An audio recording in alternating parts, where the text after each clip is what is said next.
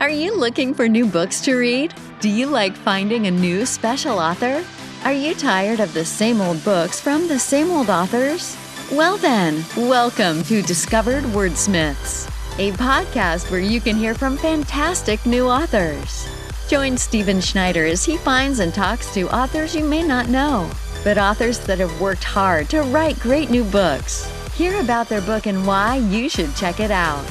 So sit back and listen to today's Discovered Wordsmith. All right. Well, Jim, I want to welcome you to Discovered Wordsmiths today. How are you doing? How's your weather out there?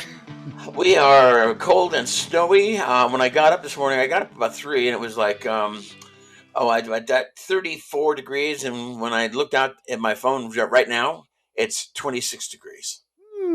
Yeah, And we're getting snow, and my golden even came running back in saying, "Oh, no, no, no, no, no." and tell everybody a little bit about where you're at so they know what we're talking about. It's mid-April as we're talking. Right. I'm in Star, Idaho. I am 15 miles northwest of Boise. Okay. We are in the Treasure Valley. I'm in Ada County, and it's if you're a Republican, you'll love it here. It's a stronghold. If you're a Democrat, you'll probably hate it here because it's a Republican stronghold. But it doesn't matter to me. I don't care. Living is living. Right. Well, before we talk about your book, tell us a little bit about yourself, some of the things you like to do, and a little bit about Jim. I'm a product of an Air Force family. I grew up in Delmar, California. My father was an instructor at the Air Force Academy. He also was a fighter pilot in Korea during World War II, and not World War II, in the Korean War, and a patrol bomber pilot in World War II. Nice. We traveled around a little bit, spent 4 years in the Philippines, but we always came back to Delmar. That was our home. I was in the Army for 10 years. I was a grunt for 2.5 years in Vietnam. I was a helicopter pilot for 4 years. I was rifted, which is reduction in force, and got out in 1977. Went to work for my dad after he purchased a paint company.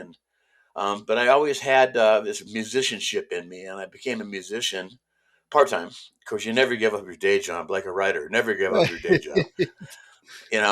So I had a band in Tacoma, Washington for years called Sundown. And we traveled hither and yon, up and down the coast, and did all kinds of shows. And we were an acoustic vocal group. Oh, cool. But for years and years, and I wrote most of the music for the band. So for a long time, I was a pretty prolific songwriter. But I always had this character running through the back of my head, and I thought, everybody wants to read Zane Grey and I just had a brain fart. What's his name? Anyway, their hero, Louis L'Amour. Their heroes are always like 6 foot tall, wide shoulder, narrow hip, square jaw, never get dirty, never have to go potty, don't take care of their animals. They're just perfect people. And that's not how they were in the West. I mean, they were ugly, they were short, squat, long hair, beards, dirty. They had different jobs, and I wanted to show that guys and their 50s could be just as viable as a guy in his 30s. So I started a series called The Hunter, and he's a aging manhunter in Arizona in the 1880s, and it turned into 13 books. Wow, nice. And the book we'll be talking about tonight is a double. It's in 2 parts. It's called The Return. And it's a supernatural Western. It is which I told you, the supernatural Western, that got me. That's my well, thing, man. my wife and I are just really love the supernatural. I mean, we're like ghost hunters personified. We watch them every week. We do all that stuff. Yeah. But the first half of the book is dedicated. It's called the Dark Angel, and the Dark Angel is a demon that has taken over. He takes over fallen men of the cloth. As they lose their pious, he takes them over, and Wow. he's taken over this one reverend in Alabama named um, T. Oh, what is that? I forget. But anyway, he kills a guy, and he runs away from Alabama, and he winds up in Arizona on the Arizona-New Mexico border with a gang of brigands, and they're rustling cattle.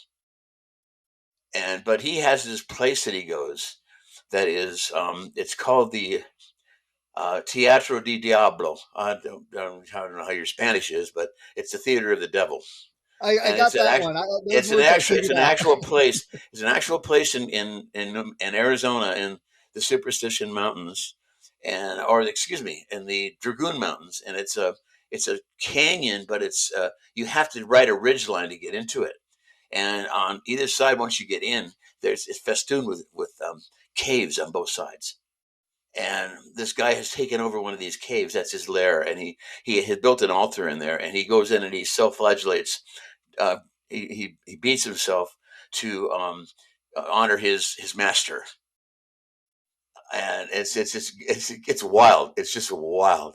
He can take over. I mean, he just look at you and mesmerizes you. But Nice. he eventually is killed by the hunter's um, um, protege, Jeff Stryker. And as he's dying, the black swirl comes up from him, and the demon leaves. T. Joshua Bellman is his name, and he looks up at Stryker, and he's dying on the ground, and the demon now has left him. And he looks at Stryker, and he goes, "Why? Why did you kill me?" Well, he had no idea that this guy was in him. He had no idea he was even in Arizona. So he comes back, and the second part of the book is called "The Return." He is now Okay. 3 times as deadly as he was before. He's taken over another minister. This time he's able to shapeshift, and he turns himself into a raven, and it's a huge raven, like with a 6 foot wingspan and bright bright yellow eyes, and he that's how he finds his prey. His only deal is he can't read the righteous. He can't find the righteous. He can find everyone else, but if you're a righteous man, he can't see you. Which is, it goes along with the demon thing. And it's just it's a wild book. It takes place in Louisiana, in Cajun country, up in a parish right above New Orleans.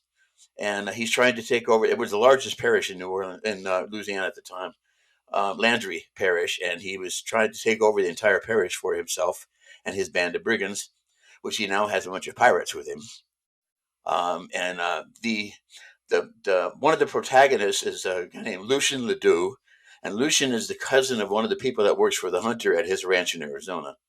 So that's how the hunter and Jeff Stryker wind up in a pirogue, guiding through the swamps in this little tiny ass boat, you know. And these are big guys, and they're in this little pirogue, which is nothing more than a dugout, and floating through the swamps in Arizona or in Louisiana. And it's a fascinating book. My wife is the one that came up with the second half of it, and it's been selling very well. This is a reissue, and I'm so glad we did because it's a great book. So there you have it. Okay. Nice. So, did you always plan on writing a long series, or did it just start growing as you were It writing? just kept going. It just kept going, and each book became its own standalone with references back to the stories before, if you want to do it that way. You don't have to read the Okay. stories before. The 2 books that came after The Return, well, actually 3, were one called Jonah Blue, about a 10-year-old boy who wants all the world to be a mountain man. It starts in Canton, Ohio, actually in 1830, and Nice. his father's name is Blue, Bleu, and his father drives his wife to commit suicide. And Jonah's brother and his sister are down committing Ooh. incest at this pond. And Jonah finds his mother hanging in the barn, and he takes off. His father tells him to go, do this and this, and he says, "No, I'm done." So he runs and he grabs his only possessions, which is like 3 pennies and his hat that a Greek sailor gave him, and he takes off. And he winds up on the Mississippi River on a riverboat, in a rope blocker, and from there he jumps overboard because he's found, and he's hanging onto a cleat, because the old riverboats, the decks used to extend over the actual boat part, and he's hanging onto a cleat on the side of this boat until he finally sees an area shallow enough where he can let go and swim to shore. And he gets up out of the water and he's crawling up on the bank, and this voice comes out of nowhere and says, "I seen what you done. That took some sand, boy." And it happens to be a mountain man named Rinsfield Doggett, who hooks out to Jonah and takes Jonah up into the mountains and teaches him the ways of the mountain man. But he changes his name. He says, "Well, what's your name?" He goes, "Jonah Blue." Not blue, but blue. So that's where this name Jonah Blue came from. And then there's 3 separate adventures that takes place with Jonah in the book, and it starts in 1830 and ends in 1853. Sorry. Go ahead. But and then the one after that Okay. is Jefferson's So Chance. no, We I was won't just get to into say that one. so. We won't get into Jefferson's Okay. Chance. It's a So damn this good is story, but go ahead. this is a series, but they're loosely based together. It's not necessarily the same characters. They're just Well, similar. the last 2 are not even related to the Hunter series. The last 2 are Okay, all okay, totally standalone. As a matter of okay, fact, okay. Jonah Blue, I dreamt it was a dream. And I've never remembered my dreams, but this particular one I did from start to finish. My dream told the whole story. All I had to do was write it down. It was easy. Nice. Yeah, I don't get too many dreams I remember myself either. So that's nice. I know a lot of people say, write them all down. I don't get that. Yeah, well, I don't either normally, but I did this time. So, what made you choose? I know you said you're in the supernatural and stuff, so that was your interest. What made you choose to write supernatural, western, and that whole type of genre? Well, the Western genre, I was like a kid growing up I was born in 49, so like a kid growing up in the 50s, we had, all of those great Westerns, the Roy Rogers Show, Gene Autry, the Rifleman, I mean, the Lone Ranger, and, um, and then all the great Warner Brother Westerns that were on in the 50s. One of my favorites was Maverick, and Yep. that was one of my favorites because the co-lead of that, Jack Kelly, was my next door neighbor in Del Mar and Nice. a good friend of my family. And he and my dad used to get drunk on beer on Saturday nights and watch Maverick. That's hilarious. Yeah, Yeah. I grew up watching a lot of those with my father. In fact, he still watches the same westerns on Oh the yeah, Western on the Channel. Western Channel, they're on every day. Yeah. Yeah, that's all he watches. So I and then when I went to college, I finished college when I was in the military, and I did my uh, the senior thesis on Western expansion, 1840, 1890. So I got to go to Arizona and I got to kind of dig around in Arizona a little bit. And I really learned to love the state. I mean, I love Arizona. I don't particularly love the prickly, bitey things, but the state itself is kind of cool. And a lot of places that I went are in my books.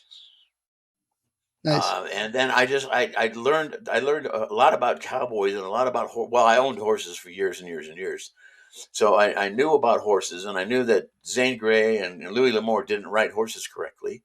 So I started, making sure that everything around the horse, especially in the westerns, were taken care of correctly. The cowboys they get off their horses, they take care of them first before they get water, before they get food. The horse gets water, the horse gets food. And Right. I learned that if you were on the road for more than a day, you had a pack animal with you. And if you were going to be out for a long time, you had water bladders with you. You Right. never knew when you're going to run into water or not. So there's a lot of things that we get right in my books. At least I feel. Good. Most people that read them do as well. So So, what other books out there would you say are similar to yours for people that are interested? I would say Dale Jackson's books, All the Pretty Horses, or they ride pretty horses, is one that takes place in the old west. Johnny D. Boggs has got his very first novel about a trail drive. It's great. Um, there's a couple writers that write fiction westerns as well as I do. I think as far as this is me talking now. I think as far as Western writers go, I'm probably one of the better ones out there. There you go. I will make sure and people know that. That's great. There you go. It's been a while since I read any Western. So supernatural Western sounds like something I could get into. Definitely. Well, it's a long book. It's almost 400 pages, but No, that's not bad. it reads fast. Cool. So, And you're an independently published. no, we actually have a company. It's I started Black Dog Publishing with my first book, and then I merged with Richard Polinelli and Tuscany Bay Books 7 years ago, and we now are co-owners of Black Dog Publishing / Tuscany Bay Books, which is our imprint. We have 15 writers now working for us as writers. We publish 15 writers. We're just picking up Nice.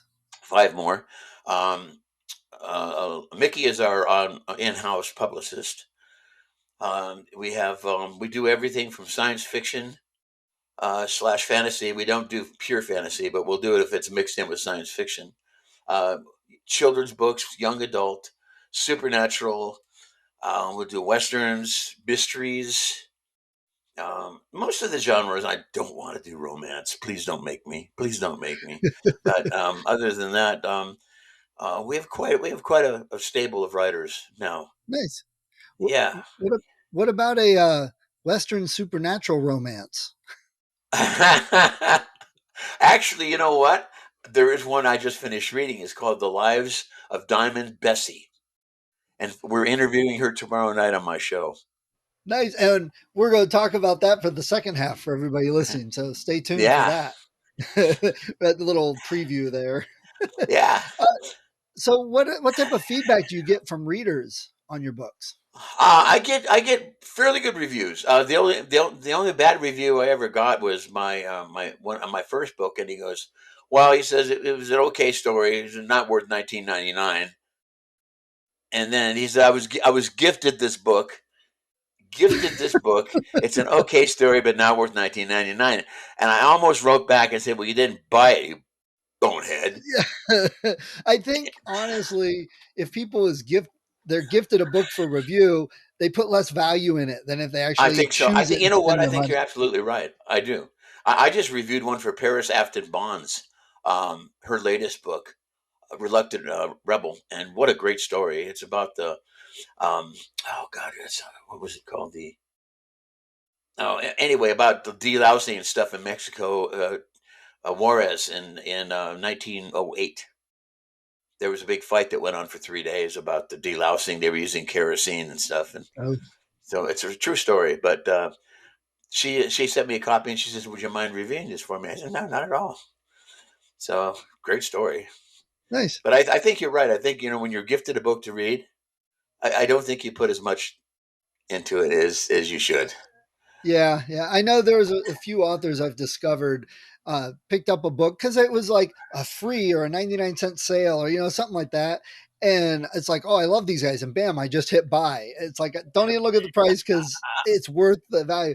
I look at people that say, oh, this isn't worth the money, and yet they'll spend $60 to go to a 2-hour music concert Oh, I or know. $100 to get seats behind a home plate at a game that lasts 2 hours, yet a book that will take them 3 or 4 hours of reading for $8, $9, $10, they think it's too much. Sometimes I don't understand Uh, that. well, I'm a firm believer in that writers should never review a book. I can understand that. I just don't think writers should review them because you have your own ideas. The writer may be writing a book that's not the way you would do it, Right. so that becomes a point of contention. And then you Yes. start picking up on everything in the book instead of reading it for the story. Right. You Yeah. know, yeah. Absolutely. I agree. I haven't asked other writers to review my books, and I'm not leaving comments and reviews. Somehow it'll come back to bite you. I'm sure. I think it always does come back to bite you. So, Yeah. So I'm going to guess. My next question is: would you rather see your book as a movie or a TV show? I'm going to guess with 13 books, a TV show would be ideal. Um, but could you tell us why you think it'd make a good TV show, and if there's any book you think would make a better movie? I think Jefferson's Chance would make the better movie. Okay. It's a solid story, start to finish. It's got great characters in it. It's got a great plot line in it, and it makes you cry about 3/4 of the way through the book. There As you a go. matter of fact, and my wife is not listening to this, but my ex-wife, she bought Jefferson's Chance. She never read anything that I had ever written, and she bought Jefferson's Chance on a whim because she saw I had it. And she did a review, and she says, "I've never read a Western book. I've never read one of Jim's books, but I started crying halfway through it, and I couldn't stop until I finished the book. And I will read all of them now." Wow. And that's from an ex. That's pretty That's good. from an ex-wife. So, uh, but I think Jefferson's Chance would make the better movie. Jonah Blue would make the better short series because it's in definitely three distinct parts. And the rest of the Hunter series, I think, would make a great series. Maybe a limited, 10 book Netflix or something. Yeah. Nice. Okay. So for you mentioned some things growing up. What are some of your favorite books and authors? Oh my gosh. One of my very favorite authors in the world is John Sanford. He writes the Prey novels. I'm sure you are Yeah. aware of what they are, and Yeah. Lucas Davenport, that whole group of guys, Virgil Flowers, and et Yeah. al. John Sanford actually was on our show, Nice. and yeah, and what a wonderful guy. But his books, I just love reading because they read so fast, and his stories are always really cool, and he's got really great characters in them. So, you Yeah. know, I love um,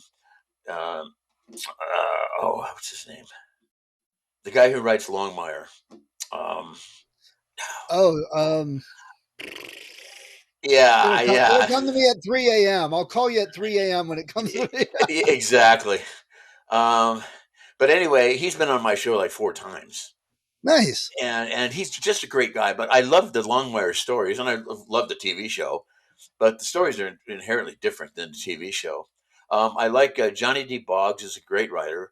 Um, J.R. Sanders, up and coming, wonderful, wonderful writer of true crime and fiction. Um, a lot of writers that a lot of people have never heard of, but write just wonderful stories. Yeah. So Yeah, I was looking it up real quick. Novels by Craig Johnson. Craig Johnson. Yep. So you got to love Yep. quick internet. Well, Craig lives in a little town in Wyoming that has 25 people in it. Wow. Yeah. Yeah, and it's he was telling us the story of how he wound up there. It's pretty cute. So But how many cattle do they have? oh, he doesn't have any. See, I always hear, well, we've only got 100 people, but we've got like 10,000 cattle in town. you He's know, got he's got he said he's got 150 or 250 acres. He doesn't have a head of cattle. He's got some horses, but he just doesn't he doesn't deal with the cattle too much. So nice. okay, All right. So where you live out there in Idaho, do you have a favorite bookstore? there isn't one. Oh, It's that's one of sad to those hear. places. Yeah. Yeah, Yeah. We don't have one in our local little town, but I know there's a couple close by I like to go to. yeah. There's I think there's one in Boise, but it's a used bookstore. They closed all the Borders and they closed you know Barnes and Nobles and Right. Yeah. So brick okay, and mortar bookstores are gone. so Jim, tell us where we can find your book, and if you have a website, tell us that, and any other spots to get a hold of you. You can find my books on Amazon. You can find them at any online bookseller. Goodreads, all of them. You can find them there. I have a website, jimchristina.net. You can go also find my books at TuscanyBayBooks.com. Okay. On Facebook, you can find me at Jim Christina. Email is jimchristina@yahoo.com. Oh no, no, we're gonna get tons of email for you now. So Well, people that's fine. wanting to talk about their books. So before we move on to some author stuff, Jim, tell everybody listening if you're in an elevator, why they should get your books and read your books. Because they're true to life. I think that once you get into one of my books, you start realizing that the dialogue is true to life. The stories are true to life. The things that happen in these books could have happened or did happen at one time or another. And I think it gives you a little bit of education that you may not have had. It opens your eyes to things that you never got watching TV westerns. Right. Yeah. There's a lot of wrong in the old Oh yeah, Western. oh yeah, oh yeah, Just put it that way. oh yeah, So, totally. yeah, great. Well, I appreciate that. Thanks for talking about your books. I can't wait to see more about them. That's wonderful. Thank you. You bet. Thank you for listening to Discovered Wordsmiths. Come back next week and listen to another author discuss the road they've traveled, and maybe, sometime in the near future, it might be you.